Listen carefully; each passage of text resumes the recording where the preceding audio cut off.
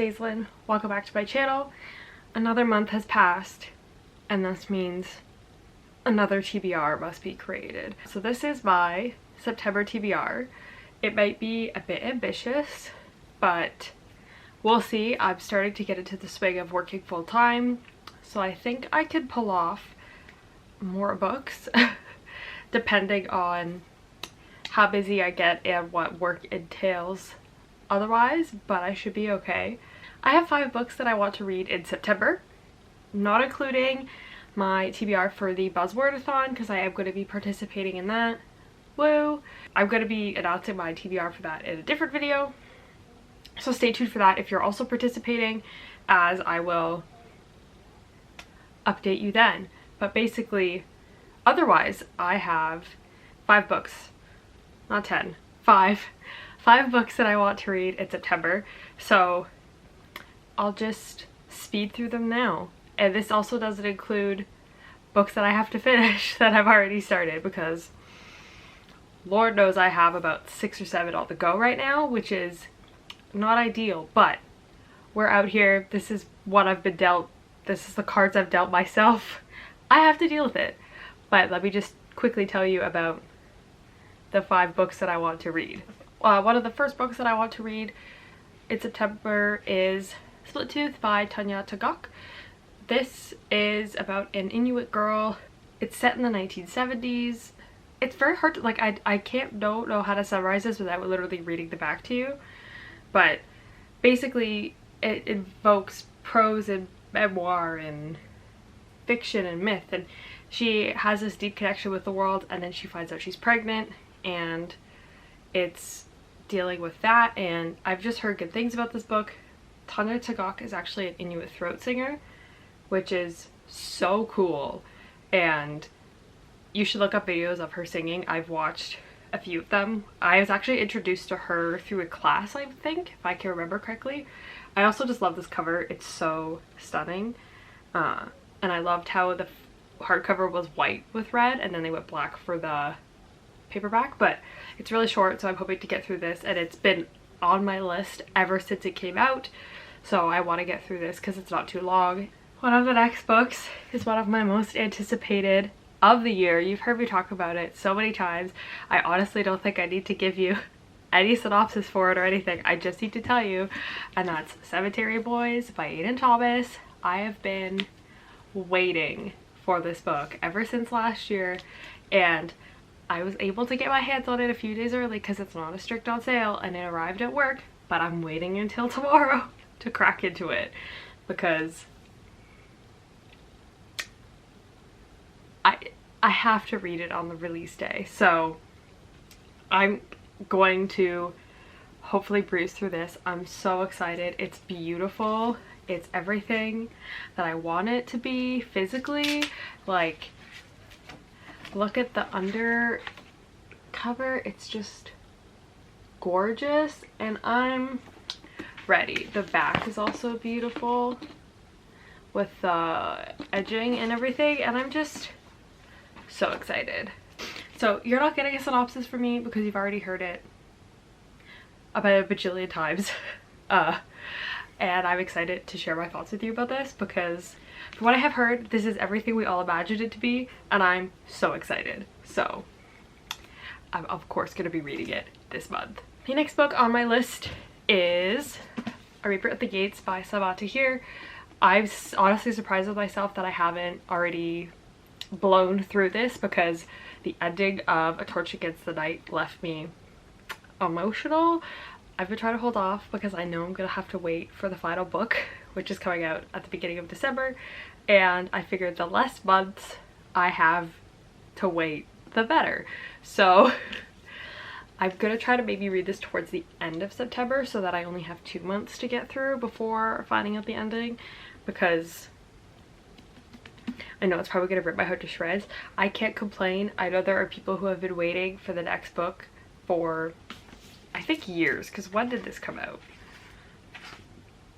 2018. So I've been waiting for 2 years for the conclusion. So I can't complain that much. 2 months compared to 2 years is not that long, but I still don't want my heart to be ripped out and thrown to the wolves for too long. So I'm going to try to read this towards the end of the month. The paperback also just released, which is kind of like, I could have bought that, but then it had almost a matching set. But I'm going to want to buy Sky Against the Storm immediately. So I figured having 2 in paperback and 2 in hardcover wouldn't look so shabby. I have to still get the new covers of An Ember in the Ashes anyway. So maybe I'll just do that once I buy A Sky Against the Storm. But this is on my list. I am going to get to it this month. Knowing me, as I said, I'll probably breeze through it in like 2 or 3 days once I start it, because this series, I just eat that shit up, you know? The next book that I want to read in September is Always Only You by Chloe Leese. This is the second in her Bergman Brothers series. I read Only When It's Us in July and I loved it. I really enjoyed the characters. I'm super excited to follow Ren's story because this whole family sounded so fun. It did come out at the beginning of August and I was intending to read it in August, but it just didn't happen. So I'm going to be trying to read it in September. Me with romance, I tend to blow through it in a day or two. It's just, I get so invested that I have to find out what happens. Even if I don't necessarily enjoy the book, I'm just right into it. So I should be able to get through it in a few days. Not even a few days, a day or two. What am I kidding? But I'm excited. It also has autism rep and it's an Own Voices autism rep book, so that's awesome. I'm really excited to read it and I'm looking forward to seeing how these two get together. Ren is a professional hockey player and then Frankie is his team's manager, and I love that dynamic. I'm so excited to read it.